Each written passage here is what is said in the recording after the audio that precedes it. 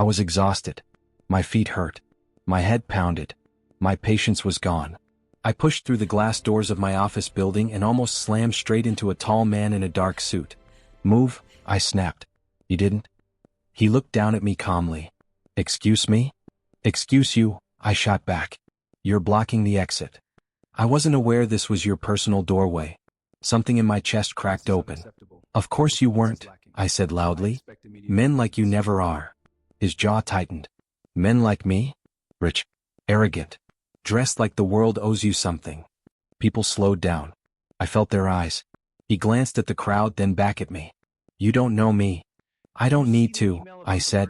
"I know the type. You think money buys respect. And you think shouting makes you right?" My face burned. I stepped closer. "Respect is earned, not bought with a fancy watch and a driver waiting outside." A black car idled by the curb. He followed my gaze. "You're making a scene." "Good," I said. "Maybe someone needs to." He studied me like I was a problem he hadn't solved yet. "What's your name?" he asked. "Why?" I laughed bitterly. "So you can complain to someone?" "I don't work for you." Something flickered in his eyes. Not anger.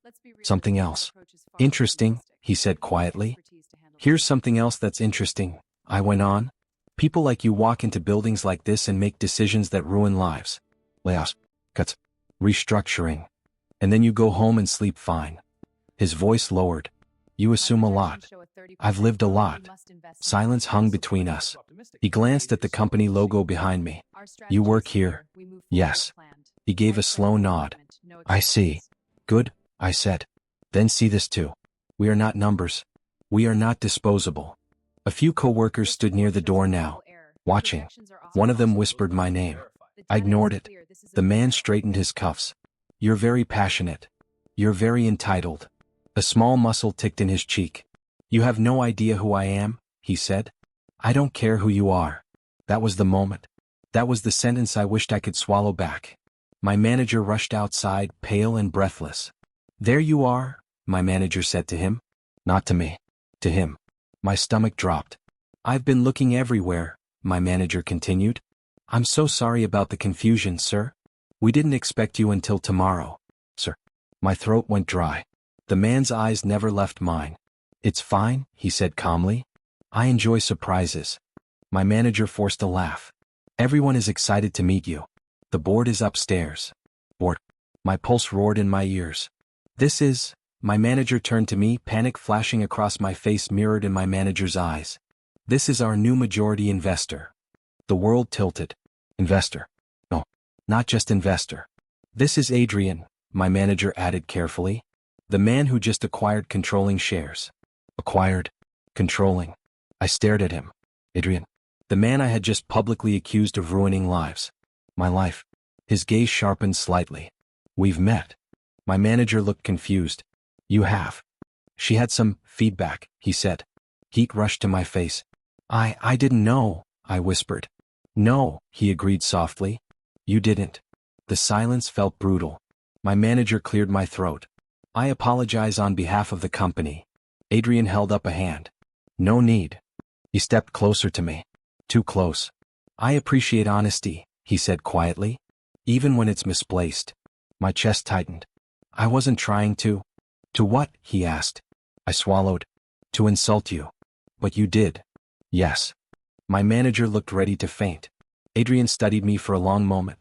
"Tell me," he said, voice low enough that only I could hear, "if I had told you who I was first, would you have still said all that?" I opened my mouth. Nothing came out. Because the answer was yes. And that scared me. He gave a small nod like he already knew. "That's what I thought." He stepped back. "Let's go upstairs," he said to my manager. They started walking toward the entrance. Then he paused. He turned back to me. "I'll see you tomorrow," he said. It didn't sound like a threat. It sounded worse. It sounded certain. They disappeared inside. My coworkers rushed toward me. "What did you do?" someone whispered. "Are you insane? Do you know how powerful he is?" I felt the power drain out of my legs. "I didn't know," I said weakly. "You yelled at him," someone said. "In front of everyone." I could still see his calm face. His controlled voice. I had looked emotional. Wild. Small. My manager came back down a few minutes later. "Go home," my manager said sharply. Am I fired? I don't know, my manager replied. Just go. I walked to the bus stop in a blur. My phone buzzed nonstop with messages. Are you okay? What were you thinking? Delete that video. Video. My hand shook. I opened social media. There it was. A clip of me pointing at him. Shouting. Money can't buy respect. Thousands of views already. My heart pounded so hard I thought I might collapse. I replayed the video once. Twice. I looked angry. Desperate. He looked calm. Powerful. The comments started pouring in. Who is she? Brave girl. Stupid employee. Fire her. I locked my phone. The bus arrived. I sat by the window and stared at my reflection. I ruined everything, I whispered to myself. But deep down another voice answered. No. Something just began. I didn't know how much my life would change because of that moment. I didn't know how many times I would replay his question. Would you have still said it? Yes, I would have. And that truth scared me more than losing my job. Because it meant I wasn't just angry at him. I was angry at the world. And tomorrow I would have to face the man who now controlled my future. I had humiliated the wrong millionaire. And he hadn't raised his voice once. That was the part that kept me awake all night. I barely slept. My phone kept lighting up beside my bed. By morning the video had spread everywhere. When I walked into the office the lobby felt colder. Conversation stopped. Eyes followed me. Private meeting. Top floor, someone whispered. I didn't answer. I stepped into the elevator alone. My reflection looked pale. Hold it, someone said before the doors closed. My manager slipped inside. You really did it, my manager muttered. I know. You embarrassed him. I know. You embarrassed all of us. That one hurt. I didn't mean to, I said quietly. You don't think intention matters, do you? My manager snapped. Power matters. The elevator dinged. The top floor felt silent. Expensive. Controlled. I was led into a glass conference room. He was already there. Adrian stood by the window, hands behind his back. He didn't turn immediately. I felt small again. Sit, he said calmly. I sat. My manager stayed near the door. I'll wait outside, my manager said quickly and left. The door shut. Silence. Adrian finally faced me. No anger. No smirk. Just calm. Too calm. Good morning, he said. Good morning. My voice shook. Did you sleep well? The question confused me. Not really. I assumed that. He walked to the table and placed a tablet down. The screen showed the video. Paused. My face mid-shout. I don't need to watch it again, I whispered. I wasn't planning to, he replied. Silence stretched. I expected you to fire me, I said. Did you? Yes. Why? Because I disrespected you. He studied me. You think this is about respect? Isn't it? He sat across from me. It's about control, he said evenly. My stomach tightened. You lost control, he continued. In public. I know. And I did not. His words weren't cruel. They were factual. That difference matters, he added. I looked down at my hands. I'm sorry, I said. I shouldn't have shouted.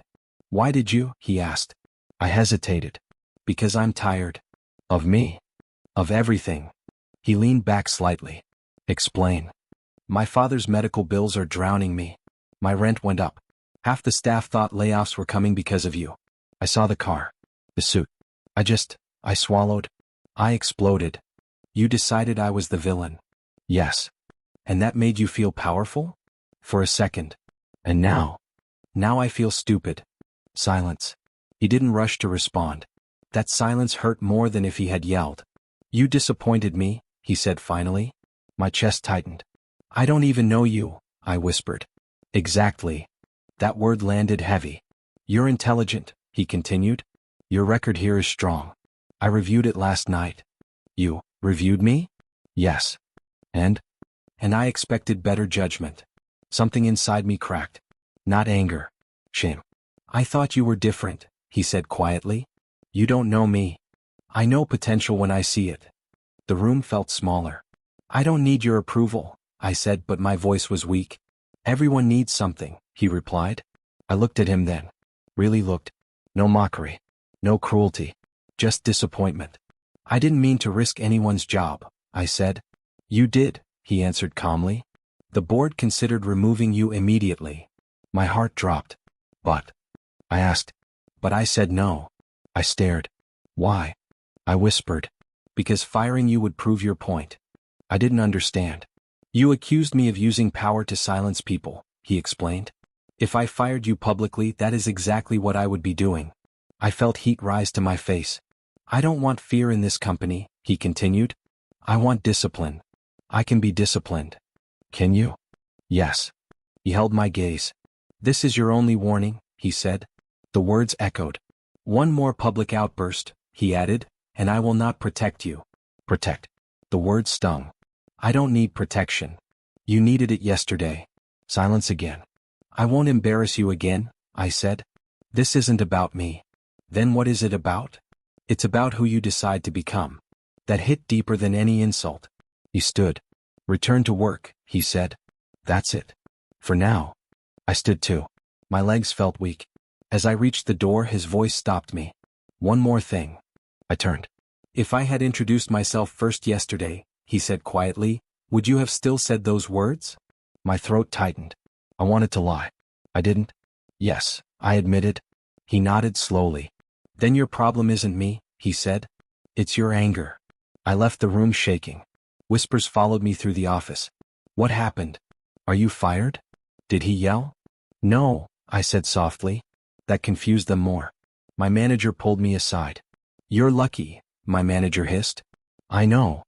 You almost cost us everything. I know. Do you? Yes. The day dragged. No one sat near me at lunch. I heard my name in corners. Unstable. Emotional. Risky. By evening I felt hollow. When I reached home, I locked the door and leaned against it. My apartment felt smaller than ever. I turned on the shower and stepped inside fully clothed. The water soaked through my shirt. I slid down the wall. I'm so tired, I whispered. Tears mixed with water. I thought yelling had made me strong. It hadn't. It exposed how powerless I felt. I wasn't angry at him. I was angry at unpaid bills on my table. At hospital calls I couldn't ignore. At a life that felt stuck. He had just been the nearest target. I sat there until the water ran cold. When I finally stood, I looked at myself in the mirror. Red eyes. Swollen face. Who are you? I asked softly. Not brave. Not powerful. Just reactive. My phone buzzed again. A message from an unknown number. I hesitated. Then opened it. One sentence. Control your fire. Or we'll control you. No name. But I knew. I stared at the screen for a long time. Shame burned. But something else did too. Not anger. Something quieter. Something harder. I wiped my face. Tomorrow I would walk back into that office. Not to fight. Not to prove him wrong. But to prove myself right. Because if I didn't change, I would always be the girl in that video. Shouting. Powerless. And I refused to stay her. I did not cry the next morning. I woke up before my alarm. I stared at the ceiling and said it out loud. Enough. No drama. No tears. Just a decision. I got dressed in my simplest outfit. Neutral. Clean. Calm. When I walked into the office, the whispers started again. Look who's here. She still has a job? I kept walking. My manager stopped me near my desk. You're early, my manager said. I have work to fix. Pause. That's good. I know. I opened my laptop and pulled up every report connected to my department. Numbers. Budgets. Forecasts. Mistakes. I found 3 small errors within the first hour. I corrected them quietly and sent revised files. My manager leaned over my desk later. You already fixed this? Yes. I was going to review it. You still can. A slow nod. Keep this up, my manager muttered. I will. By noon I felt different. Focused. Controlled. Not defensive. Adrian walked through the department in the afternoon. The room shifted when he entered. Chairs straightened. Voices lowered. He stopped near my desk. I kept typing. You're early today, he said. Yes. Why? I have things to improve. He watched my screen. Like. Efficiency gaps in last quarter's logistics budget. A slight pause. Show me. I turned the screen toward him. I explained the pattern I noticed. No emotion. Just data. He asked one question. If this is true, why did no one catch it? They weren't looking for it. And you were? Yes. Silence. You stayed late yesterday, he said. Yes. Why? Because I'm not losing again. His gaze sharpened slightly. Losing what? Myself. That answer surprised even me. He didn't smile. But something shifted in his expression. Continue, he said. And he walked away. No praise. No criticism. Just observation. That felt heavier than either. After work, I didn't go home. I went to a small bookstore near my apartment. I bought 2 finance books and one on leadership. The cashier looked at the stack. Big plans? The cashier asked. Big correction, I replied. That night I studied until my eyes hurt. Not because he told me to. Because I was tired of feeling small. The next day my coworker leaned against my desk. You're trying really hard, my coworker said. Yes. To impress him? No. Then why? To stop embarrassing myself. A quiet laugh. That ship already sailed. I looked up slowly. Not permanently. My coworker hesitated. You really think you can just change? Yes. How? By shutting up and leveling up. That ended the conversation. Later that week I was called into a strategy meeting. Normally I just took notes. This time Adrian looked directly at me. Your department handles vendor negotiations, he said. Yes. What's your assessment of our current contracts? The room went silent. People glanced at me. Waiting. Testing. I inhaled slowly. They're safe, I said. Safe? He repeated. Yes. But not strong. Explain. We prioritize stability over leverage. We avoid risk. That keeps us comfortable. It also keeps us average. A few eyebrows lifted. And you suggest? He asked. We renegotiate 2 mid-tier contracts. Not the biggest ones. We test leverage where the loss won't destroy us. Why mid-tier? Because if we fail, we survive. If we win, we gain data and confidence. Silence again. My manager shifted nervously. Adrian didn't blink. You're suggesting controlled aggression, he said. Yes. And you believe you can handle that negotiation? My heartbeat sped up. Yes. Another pause. Prepare a proposal, he said finally. The meeting moved on. No applause. But no dismissal. Afterward, my manager pulled me aside. You just volunteered for pressure. I know. You sure about this? No. Then why? Because safe hasn't worked for me. That night, I worked until the cleaning staff came. One of them smiled at me. Still here? Yes. Promotion coming? Maybe. Or maybe not. I smiled back. Either way, I'll be ready. When I finally left, I noticed someone standing near the elevator. Adrian. You're still here? He said. Yes. Why? I told you. I'm not losing again. He studied me carefully. You think this is about me winning over you? He asked. No. Then what is it? It's about me not hating who I see in the mirror. Silence filled the hallway. You're intense, he said quietly. I was reckless, I corrected. Now I'm focused. And if I remove you from the negotiation? Then I'll prepare anyway. Why? Because skill doesn't disappear if you're not chosen. His jaw tightened slightly. You're different this week, he said. Yes. Why? Because anger is loud. Growth is quiet. A long pause. I don't want your approval, I added. I didn't offer it. I know. His eyes held mine. For what it's worth, he said slowly, I respect discipline. The word respect felt heavy. I didn't smile. Thank you, I said evenly. He stepped into the elevator. Before the doors closed, he asked one more question. Are you doing this to prove me wrong?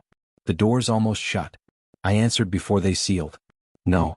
They closed completely. I stood there alone. I wasn't trying to defeat him. I wasn't trying to impress him.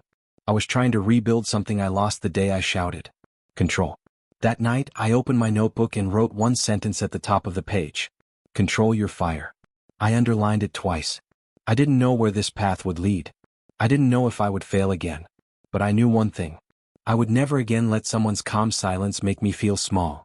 If I felt small, it would only be because I chose to stay that way. And I wasn't choosing that anymore. The charity event felt expensive. Soft music. Crystal glasses. Smiles that didn't reach eyes. I almost didn't go. You have to attend, my manager said earlier that week. Visibility matters.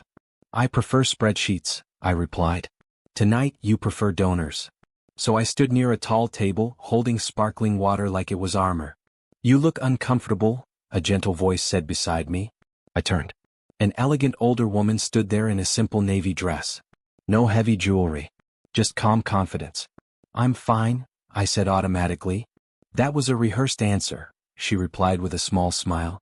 I blinked. I don't like crowds, I admitted. Neither do I, she said. Too many masks. I almost laughed. Then why come? I asked. Because sometimes impact requires presence. Her eyes were sharp, observant. Do you work here? She asked. Yes. Do you enjoy it? The question caught me off guard. It's complicated. Complicated is honest, she said. What do you actually want? Not what position. Not what salary. What do I want? I hesitated. I want stability, I said slowly. I want to stop worrying about hospital bills. Her expression softened. Someone ill? My father. I'm sorry. I am too, I whispered. She didn't offer pity. She just nodded. And beyond survival? She asked. I want to lead, I said before I could stop myself. Her eyebrow lifted slightly. Lead what? Myself first, I replied. Then maybe something bigger. She smiled fully now. That's a rare order. What is? Most people want power before discipline. I studied her more carefully. You speak like you've seen both, I said. I have. She picked up a small brochure from the table and tapped it lightly. Why did you join this company? She asked. I needed income. That's not why you stayed. I paused. No. Then why stay? Because I want to prove something. To whom? The question hit deeper than I expected. Myself, I said quietly. And, she pressed gently. I swallowed. And maybe to someone who thinks I'm reckless. Her eyes sharpened slightly. Ah, she murmured. The investor. I stiffened. You know about that? Everyone does. Heat rushed to my face. I handled it badly. Did you? I shouted. Yes. In public. Yes. That's bad. She tilted her head. Why did you shout? I felt cornered. By him? By life. Silence settled between us. That makes more sense, she said softly. I looked at her carefully. You're not judging me. Should I? Most people do. Most people are insecure. The music shifted to something slower. Voices around us blended into noise. Tell me, she said, lowering her voice, if you had known who he was, would you have stayed silent? I stared at her. That question again. No, I admitted. She smiled faintly. Good. I blinked. Good? Fear-based silence is more dangerous than public anger. I didn't expect that. But control matters, she added. Fire without direction burns everything. I'm learning that. Are you? Yes. How? I study after work. I volunteer for pressure. I measure my words. She nodded slowly. And what do you fear most? Failing, I said instantly. Failing what? Failing my father. Failing myself. Proving everyone right about me. And what do they say about you? That I'm emotional. Are you? Yes. Is that weakness? I thought it was. She looked at me carefully. Emotion is fuel, she said. Weakness is lack of control. The words settled inside me. You have fire, she continued. I can see it. I felt exposed. Fire can build cities, she said softly. Or reduce them to ash. I nodded. I don't want to destroy things anymore. Then don't. It's not that simple. It is, she replied calmly. Choose direction. Before I could answer, someone approached us. Ma'am, a staff member said respectfully, they're ready for you. Ma'am? The staff member looked at me briefly, then back at her with clear deference. I'll be there, she said. The staff member walked away. I frowned slightly. You're important here, I said. She smiled gently. I have influence. What kind? The kind that observes before it acts. Something about her confidence felt familiar. May I ask your name? I said. She held my gaze. I'm Adrian's mother. The world tilted slightly. Oh. I straightened immediately. I didn't realize. I know. Embarrassment flooded me. I'm sorry if I said anything inappropriate. You were honest, she corrected. That doesn't excuse disrespect. Respect isn't silence, she said evenly. I didn't know how to respond. You expected me to dislike you, she continued. Yes. Why? Because I embarrassed your son. A small smile touched her lips. My son has embarrassed himself plenty of times. I blinked. He doesn't look like someone who makes mistakes. He does, she said quietly. He just hides them well. The room felt different now. You don't hate me? I asked carefully. No. Why? Because I see hunger in you. Hunger. For control. For growth. I swallowed. And you don't think I'm a threat? To what? To him. She stepped slightly closer. I don't fear strong women, she said. I raised one in myself. Her eyes softened. And I would rather my son stand beside fire than beside ice. The words hit me harder than expected. I don't understand, I whispered. You will. Pause. I hope you keep choosing discipline, she added. I am. Good. She reached out and gently squeezed my hand. Her touch was warm, grounded. I look forward to seeing what you become, she said. Not if, when. Then she walked toward the stage. People parted for her. Respect. Real respect. I stood frozen. Adrian appeared beside me minutes later. You met my mother? He said. Yes. And? She's different. He gave a faint smile. She usually is. She didn't yell at me, I said quietly. No, he replied. She wouldn't. Why? Because she sees more than most. I glanced toward the stage where she now spoke confidently about leadership and responsibility. She said I have fire, I murmured. He looked at me carefully. She's not wrong. The air between us shifted. She also said fire can destroy, I added. He held my gaze. Yes, he said softly. It can. Silence stretched.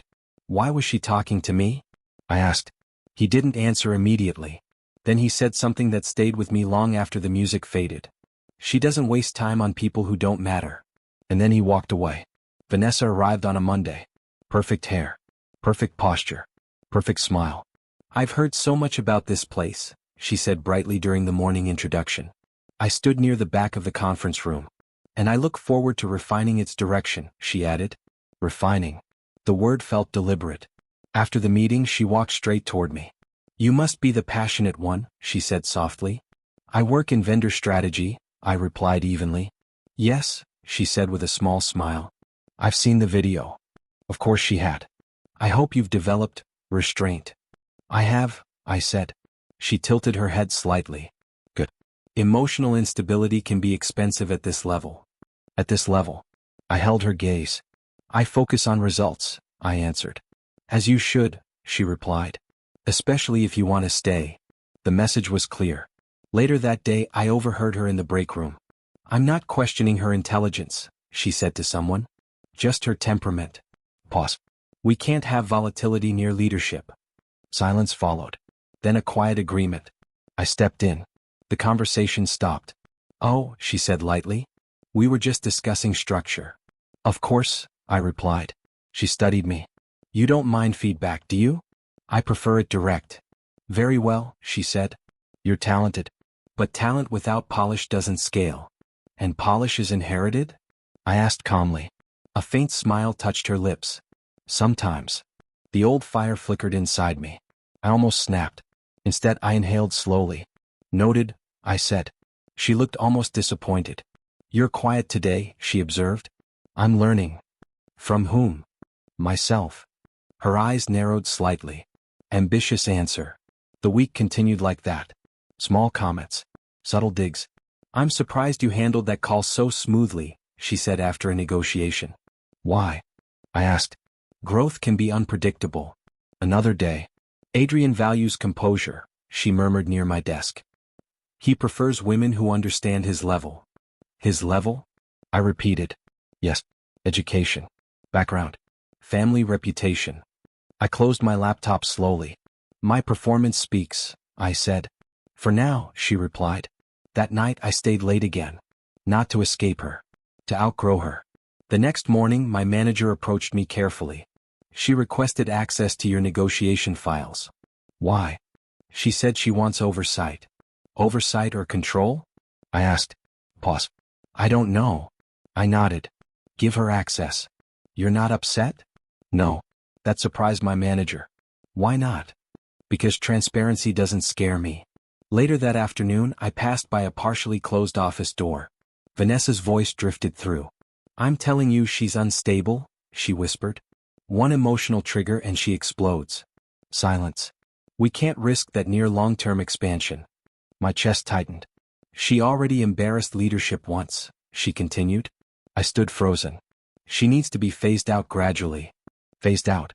I walked away quietly. Not a single word. Back at my desk, my hands trembled. Old anger rose fast. Loud. I almost marched straight into her office. Instead, I opened my spreadsheet. Numbers don't lie. People do. Adrian called a strategy session later that week. Vanessa spoke confidently about restructuring vendor chains. We need refinement, she said smoothly. Less emotional decision-making. Her eyes flicked toward me briefly. I didn't react. When it was my turn, I presented updated projections. Clear. Precise. Calculated. She interrupted halfway. Are these numbers verified? She asked. Yes. By whom? By data. A few quiet chuckles around the table. Her smile tightened. Adrian looked between us. Continue, he said to me. I did. When I finished, he asked one question. If we follow this plan, what is our risk exposure? 8% short-term, I answered. 4% long-term. And if we follow Vanessa's? 6% short-term, I said carefully. But 12% long-term due to dependency risk. The room fell silent. Vanessa spoke quickly. That's speculative. It's modeled, I replied. Models fail. So do assumptions. The air shifted. Adrian leaned back slightly. Both proposals have merit, he said calmly. We'll evaluate further. Meeting dismissed. Vanessa walked beside me afterward. You're bold, she said quietly. I'm prepared. You think preparation replaces pedigree? I think results replace doubt. Her smile faded slightly. You're playing a dangerous game. I'm not playing. She stopped walking. You really believe you belong here? Yes. Even beside him? I faced her fully. I don't stand beside anyone, I said evenly. I stand on my own. Her eyes flashed briefly. You're still emotional, she whispered. No, I replied calmly. I'm controlled. That difference mattered. She studied me carefully. You're changing, she said. Yes. That won't save you. From what? Reality. I held her gaze. Reality rewards competence. A beat of silence. You underestimate me, she said softly. I don't underestimate anyone. She leaned closer. I come from power, she whispered. I understand how decisions are made behind doors. So do I answered. Do you? Yes. How? By listening. She pulled back slightly. And what have you heard? That insecurity speaks louder than confidence. Her jaw tightened. For a moment I thought she would explode. She didn't. Instead she smiled again. Cool. Polished. We'll see, she said. That night I reviewed every contract twice. I anticipated every objection. I prepared for every whisper. Because now I understood something clearly. Battles aren't always loud. Some are won in silence. The next morning I walked into the office and saw Vanessa laughing with two board members. Her hand rested lightly on one of their arms. Connection. Influence. Strategy. She noticed me watching. She smiled. Then she said something I barely caught as I passed. Let's see how long she lasts. I didn't react. I didn't flinch. I didn't shout. I simply kept walking. Because I had learned something important. Silence can be stronger than screaming. And I was just getting started. I started staying later at the office. Not because anyone asked me to. Not because I was trying to impress Adrian. Because I had work to do, on myself. I enrolled in night courses in finance, leadership, and corporate strategy. I didn't tell anyone. Not my manager. Not my coworkers. Not Adrian. At first it felt strange. Sitting in a classroom after 12 hours of work. Listening. Taking notes. Learning new ways to see numbers, trends, risks. Each session stretched me. Every lecture felt like a private workout for my brain. I stopped spending on things I didn't need. No fancy coffee. No weekend splurges. I saved what I could. I started improving my appearance, subtle changes. Hair, posture, wardrobe choices. Not for him. Not for anyone. For me. Evenings were long. Exhausting. But I noticed the changes creeping in. My voice became steadier in meetings. My ideas sharper. I stopped reacting impulsively. I started speaking with intent. One afternoon, a budget review session turned into a subtle test. Vanessa presented a new plan with her usual polished confidence. Everyone nodded along. I waited. I analyzed quietly. When Adrian turned to me, he asked, "What do you think?" The room fell silent. Vanessa's eyes widened slightly. A flicker of surprise. I inhaled. The projections are accurate, I said calmly. But I suggest an adjustment to the mid-tier contracts. Reduces exposure while increasing leverage. I laid out my reasoning with clear examples. Data. Risk assessments. Contingency plans. Each point delivered confidently without hesitation. Adrian leaned back in his chair. His gaze measured me. Quiet approval flickered in his eyes. Vanessa didn't speak. She just watched, slightly stunned. The meeting ended. People filtered out. Whispers floated. I ignored them. I walked back to my desk and closed my laptop slowly. Victory didn't feel loud. It felt quiet, solid, real. I was no longer the girl who had yelled at a millionaire. I was becoming someone else. Controlled, measured, capable. That evening, I returned home and stared at my reflection in the mirror. My posture was better. My eyes calmer. My expression deliberate. I whispered to myself, this is who I can be. It wasn't about revenge anymore. I realized that. Anger burned less with every calculated step. Power, real power, was what I wanted now. Not to humiliate anyone. Not to shout. But to control outcomes. Influence decisions. Shape events quietly, effectively. The next week, I started noticing how colleagues began consulting me. Small questions at first. Can you review this? Your opinion matters here. Vanessa's usual sneers felt softer. She still tried subtle digs, but they barely scratched me anymore. Adrian called me into his office one Friday afternoon. I've noticed your work, he said. You've changed. Yes, I said, careful not to reveal more than necessary. Confident, he added. Measured. Focused, I corrected. He paused, studying me like he always did. You're no longer reactive. No, I said softly. I control myself now. He nodded slowly. Good. That is the mark of someone ready to lead. A thrill ran through me. Not arrogance. Not triumph. Pure recognition. I had become someone people listened to. Even him. Continue what you're doing, he said. Discipline matters more than talent without it. I left his office that day with a quiet smile. Not the kind that announces victory. The kind that whispers, I am here. I am capable. I am rising. At night, I returned to my courses. Notes sprawled across my desk. Calculations, strategies, leadership principles. Every concept I mastered added weight to my confidence. I was transforming silently. I no longer thought about shouting, or humiliation, or old fears. I thought about control, and influence, and the quiet satisfaction of knowing I was shaping my own path. Power wasn't about fear. It was about preparation, patience, precision, and I had begun to wield it. By the time I closed my books that night, I knew something fundamental had changed. I wasn't just surviving anymore. I was evolving. And nothing or no one would shake that. Small, careful, deliberate steps. That was my transformation. And it was only the beginning. I noticed it first. A subtle error buried in Vanessa's investment projections. Not obvious at first glance, but enough to tip the balance if left unchecked. I could have stayed quiet. Pretended I didn't see it. Let her take the risk. I didn't. Board review day arrived. The room was full. Executives murmured. Vanessa smiled confidently, expecting applause for her initiative. Adrian sat at the head of the table. Calm, observant, silent. When the discussion turned to Vanessa's plan, she outlined it smoothly. Confident. Convincing. I waited. Then I spoke. Excuse me, I said softly, projecting clearly. I've reviewed the numbers. Vanessa blinked. A flicker of irritation crossed her face.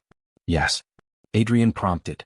I found a discrepancy in projected returns, I continued. It affects mid-tier contracts more than anticipated. Vanessa opened her mouth, but I didn't pause. I've recalculated projections based on corrected assumptions, I added, turning the tablet toward the group. Graphs, figures, and clear notes. Precise. Clean. Transparent. A quiet hush fell. Vanessa tried to interject. That's not entirely accurate. I didn't flinch. These calculations are verifiable. I've documented each assumption and source. Adrian leaned forward slightly. His gaze sharpened. Explain the impact, he said. I did. Step by step. Short sentences. Concrete numbers. Real consequences. When I finished, I looked up. The room was silent. Vanessa's confidence faltered. The usual shine in her eyes dimmed. You're saying my projections are off? She asked, voice tight. I'm saying the corrected figures present a more accurate risk assessment, I replied evenly. Adrian sat back. Expression unreadable. Interesting, he said finally. Thank you for the clarification. Vanessa tried again, pointing to her spreadsheet. But these assumptions... I've cross-referenced them, I interrupted gently. The model is sound. The previous projection overestimates returns by 8% short-term. Silence. Adrian's eyes lingered on me. Something unspoken passed between us. Recognition. Trust. Vanessa's jaw tightened. She opened her mouth, then closed it. You've exposed a significant oversight, Adrian said quietly. This is why we value diligence and transparency. I nodded, keeping my expression neutral. Vanessa's usual smirk vanished. She glanced down at her notes. I didn't celebrate. Didn't smile. Didn't gloat. I simply sat. Quiet. Focused. Controlled. After the meeting, Adrian pulled me aside. You handled that well, he said quietly. I only presented the facts, I said. And did so without emotion, he observed. Impressive. Vanessa was still lingering near the doorway watching us. Her posture stiff, her confidence shaken.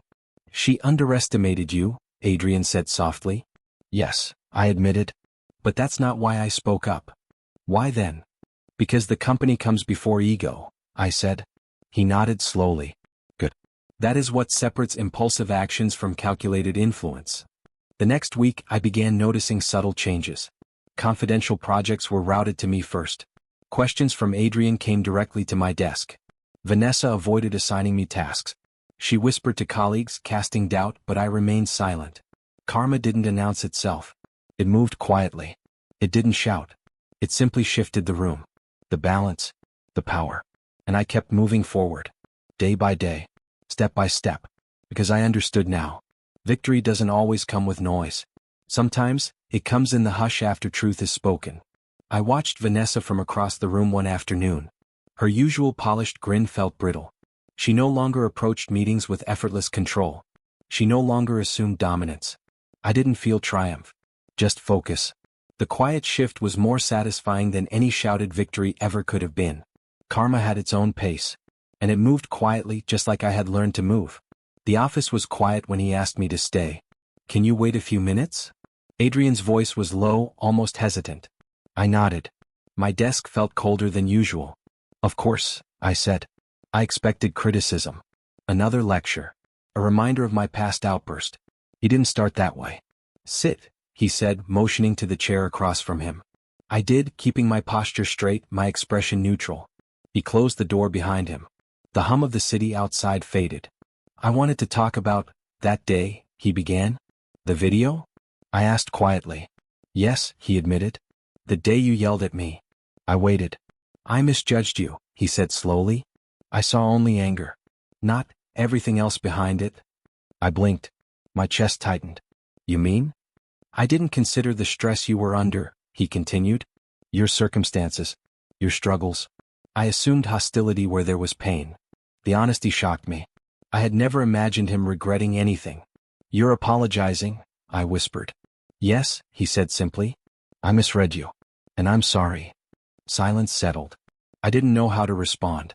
I also want you to know, he added, I respect your growth. The way you've handled yourself since then, it hasn't gone unnoticed. Hearing that felt heavier than any praise. I didn't smile. I didn't soften. I stayed steady. But inside, my heart felt confused. I had started this journey angry at him. Furious even. I had blamed him for my embarrassment, my powerlessness. Now, I saw him as human. Not the untouchable millionaire. Not the man who could ruin my life with a single word. Human. Flawed.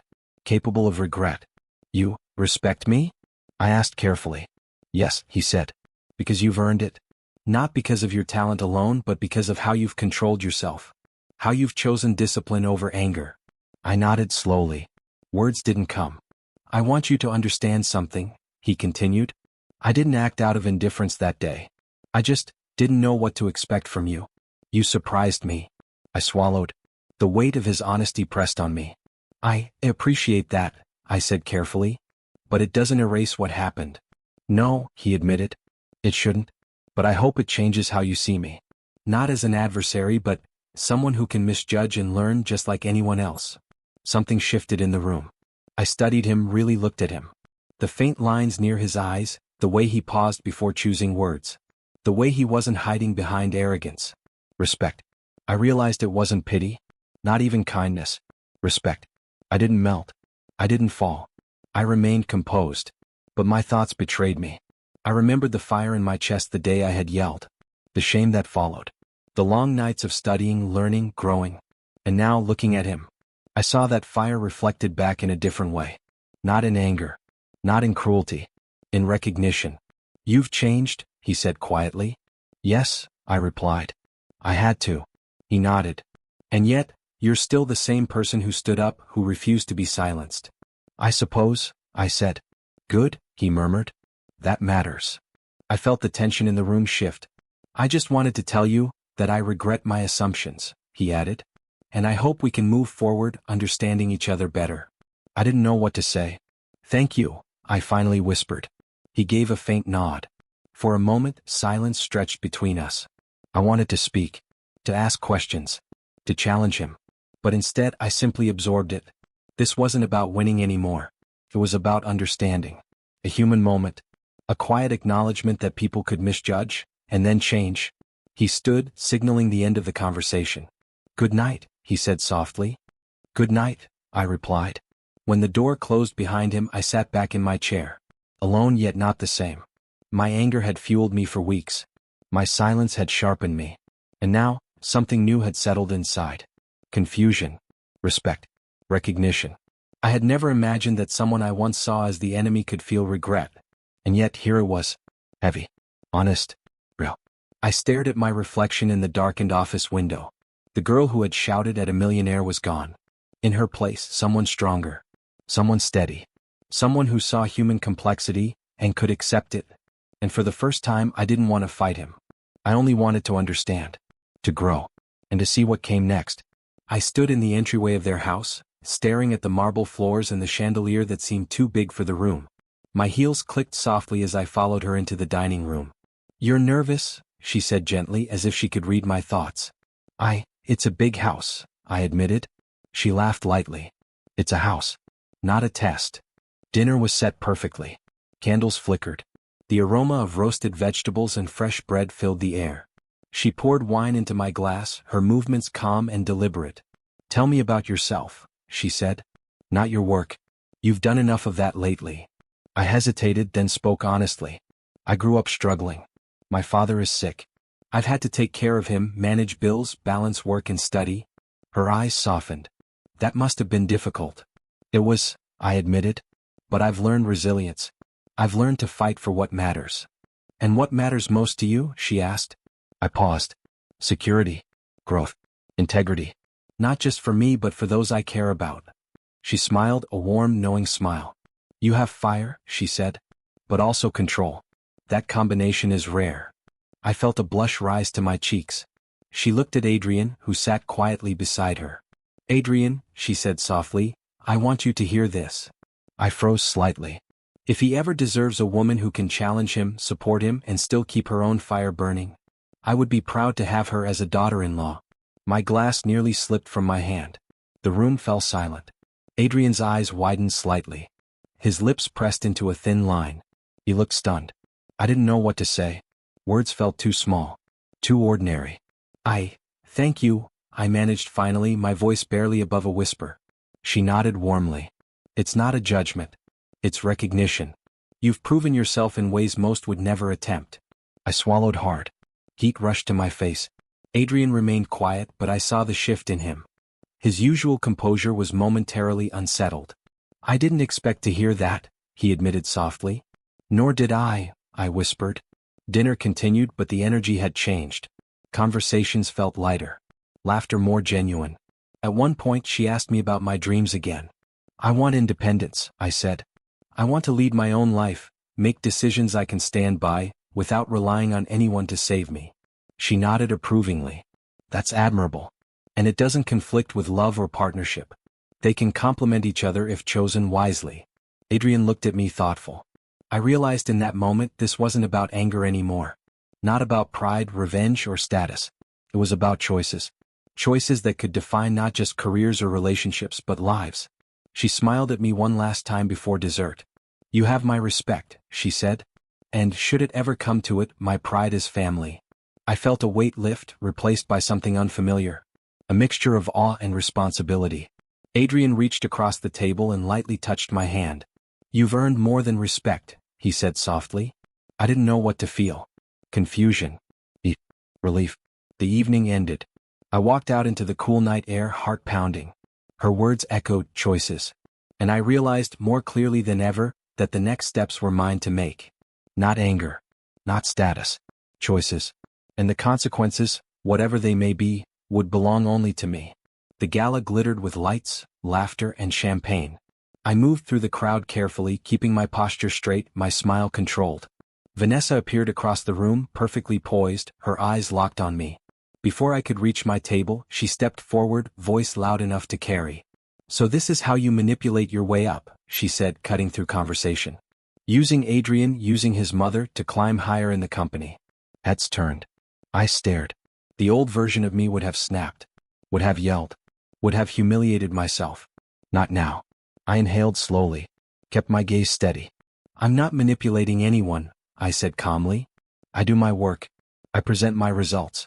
Performance decides success here, not background, not whispers, not assumptions. Her lips tightened. She leaned closer. Don't pretend you're innocent.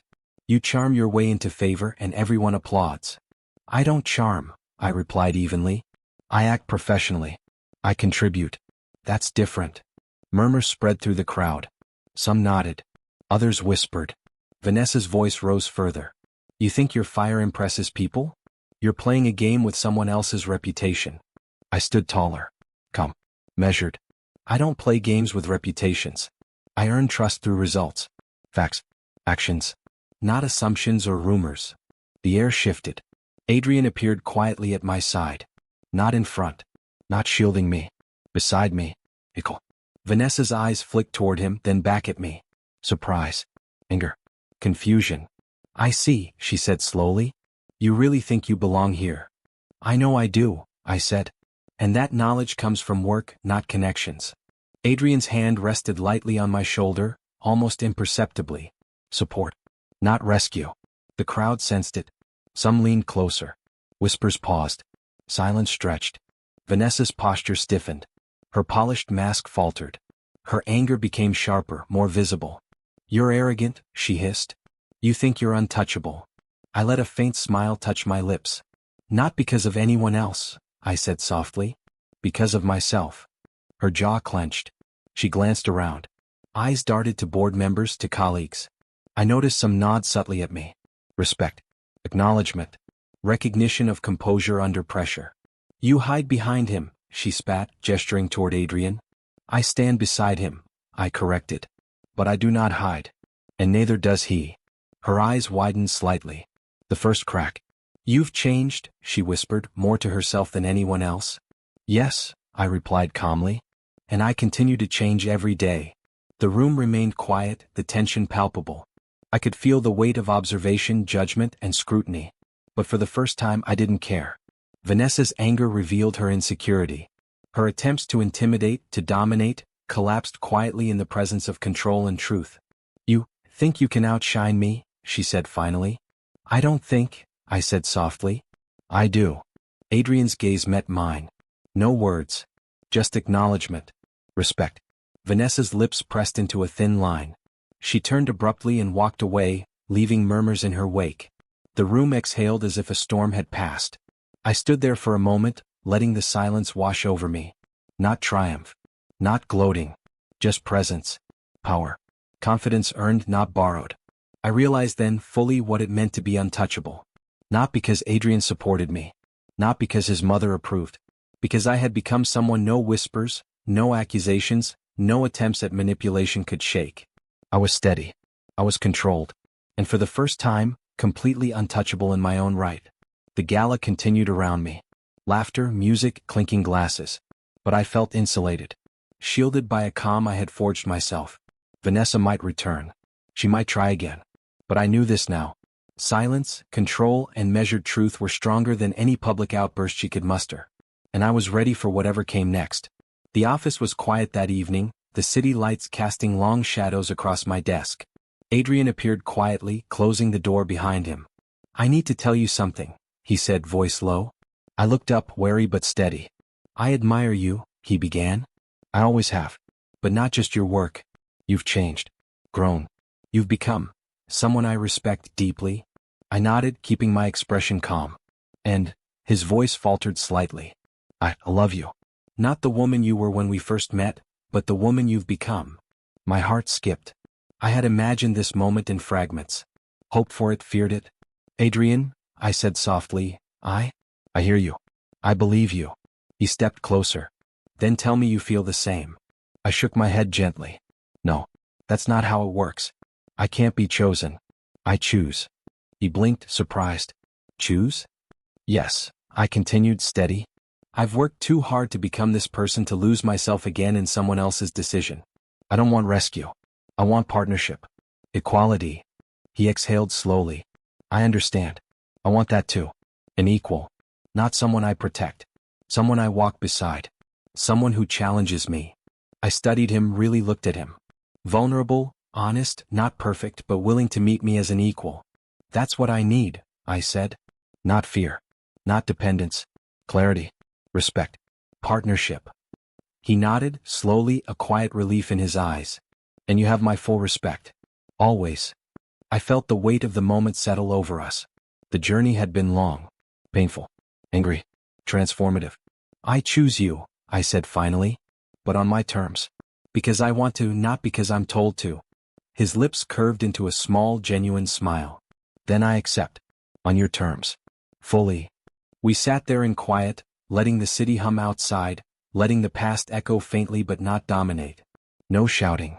No pleading. No anger. Just understanding. Mutual respect. Clear intent. I realized in that moment how much had changed. How much I had changed. The woman who had yelled, trembled, and feared humiliation was gone. The woman who had learned control, power, and self-worth sat confidently, choosing love rather than letting it be chosen for her. Adrian reached for my hand. I allowed it. Not as a surrender. Not as dependency. But as a connection between equals. "That night," I whispered later, "I finally understood what it means to choose. To be fully yourself," he replied. "And to love," I said, "without losing myself in the process." We looked at each other, silently acknowledging the journey, the battles, the growth. And for the first time I felt whole. Not because of him. Not because of his mother's words. Not because of victory over Vanessa. Because of me. The decision was mine. And in that clarity I found love, on my terms. I stood in the boardroom, the sunlight streaming through the tall windows, warming the polished table. It was quiet, except for the low hum of the air conditioning and the soft shuffle of papers. I looked around. My nameplate gleamed, Senior Executive. Months ago I would have thought this impossible. My father's health had improved. Regular treatments, proper care, a little luck. I no longer carried the weight of constant fear. My student debt was gone, paid off through careful planning and steady work. Vanessa had resigned quietly. No dramatic confrontation. Just absence. The office moved on, but the echoes of her attempts at dominance faded slowly, leaving me unshaken. Adrian sat across from me, reviewing reports. Not with authority over me but alongside me. Steady. Equal. Supportive without interference. "Everything looks solid," he said softly, eyes flicking up to meet mine. "Good," I replied. "We've come a long way." He smiled faintly, and I realized that smile no longer carried judgment or distance. Just partnership. Later his mother walked in. She wrapped me in a hug, firm and warm. "You've done well," she said. "Not just here but in life. I'm proud of you." I smiled, feeling the weight of months, years even, lifting. I thought back to that day I had yelled at Adrian in front of everyone. The heat of anger, the shame that followed, the nights of tears. That moment felt like a different lifetime. A distant memory of someone I used to be. I had thought I needed revenge. Thought I needed to prove myself through confrontation. I didn't. What I needed was growth. I had strengthened myself. Shaped my mind, my voice, my presence. Learned control. Learned to wield power quietly. Learned that respect is earned, not demanded. Love had not saved me. Pain had. Pain had sharpened me, focused me, forced me to become someone I could respect in the mirror. I looked out the window at the city skyline. Lights reflecting in glass towers, each one a reminder of ambition, of battles won quietly. Adrian walked over and placed a hand gently on my shoulder. Not possessively. Not to shield me. But a touch of partnership. "You've changed everything," he said softly. I nodded. "No," I corrected. "I changed everything." He smiled. "And we did it together." I glanced around the room. The contracts, the reports, the plans. The quiet victories that had stacked up over months. I thought about Vanessa, about the whispered doubts and her failed attempts at undermining me. I didn't feel satisfaction. I felt calm. I had faced betrayal, humiliation, and doubt, and emerged stronger. I had once shouted at the wrong millionaire. But in the end, I found the right version of myself. That was more than victory. That was freedom. I let out a slow breath, smiling softly. This wasn't the end. It was the beginning of steady, deliberate power. Of love chosen, not forced. Of life lived on my terms. And that, finally, changed everything.